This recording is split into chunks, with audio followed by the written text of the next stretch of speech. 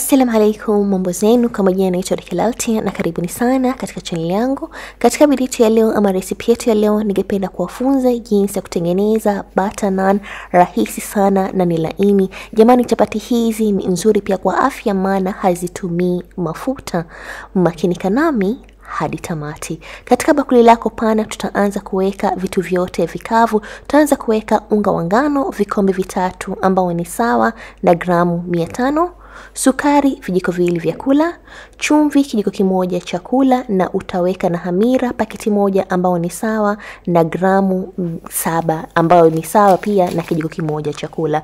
Utachanganya vitu vyote vikavu, kisha tutaweka vitu vyetu vya majimaji ambao ni mafuta vijiko 2 vya kula pamoja na maziwa ya mtindi yani yogurt kikombe 1. Utachanganya kila kitu vizuri. Mwisho kabisa utaweka maji ya vuguvugu yani maji yasiyo moto sana wala yasiyo baridi, yawe katikati. Utaweka kidogo kidogo huku ukichanganya unga wako. Unga wako ukichanganyika vizuri utaukanda unga wako mpaka upate donge lako laini.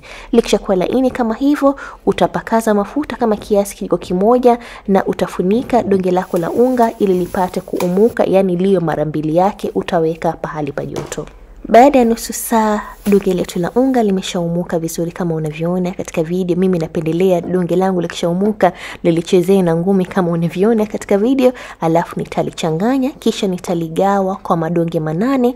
Nitapata 8. Unaweza kupata pia mpaka 10, ni wewe mwenyewe. Kisha utachukua donge moja baada ya lingine, utalisukuma vizuri kama unavyoona katika video na utazipanga katika sehemu ya joto na ufunike ili yapate kuumuka kama dakika 10. Baada kama robo saa madonge yetu yameshakwisha kuumuka kama unavyoona katika video. Chukua donge moja baada lingine, nyunyiza unga wa kutosha na utasukuma donge lako kwa duara pana. Unaposukuma naan hufai kusukuma ikawa nyembamba sana kama chapati za kawaida.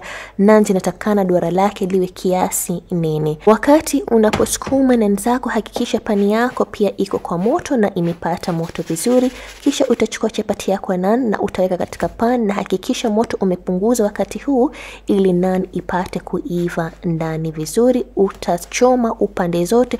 Ukitaka kujua nani yako imekandika vizuri na iko nzuri, utaona inafura juu wakati unapoichoma. Utaichoma upande zote mpaka upate rangi nzuri ya golden brown kama hii. Ikishakuwa tayari utatoa katika moto na utaendelea na madonge mengine. Kiupande wangu napenda kuweka naan zangu bata. Unapoweka bata ama blue band, naan zako zinazidi kuwa laini na pia rangi ile golden brown inazidi pia kuonekana. Napenda kuweka naan zangu katika kitambara nizifunike vizuri ili zipate pia kuzidi kuwa laini. Na naan zetu jamani ziko tayari.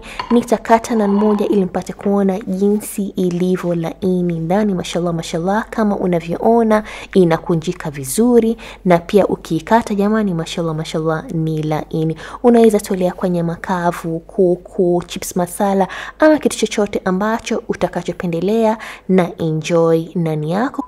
Usahau ku like video zangu. Like video zangu inakuuza ukuaji wa channel yangu, na usahau ku subscribe ikiwa ni mgeni katika channel hii, na please share video zangu na pia kunifollow katika social media zangu zote kote natumia Rukia. Na kwaherini, bye bye.